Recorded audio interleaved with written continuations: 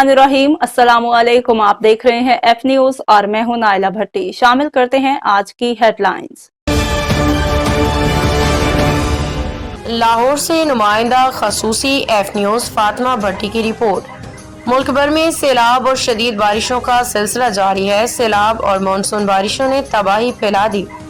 सैलाब मुतासरीन इमदादी कैंपों अपने घरों में महसूर बेयार मददगार हुकूमती और अवामी इमदाद के मंतज़र।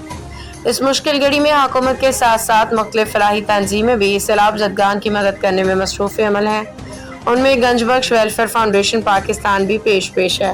गंजबख्श वेलफेयर फाउंडेशन के ज़रिए इंतज़ाम नारंग मंडी नारोवाल के दही और दूर दराज इलाके में जहाँ मीलों दूर तक पानी फैला हुआ है, दुश्वार गुजार रास्तों से गुजर के इमदादी सरगर्मियों का सिलसिला जारी है।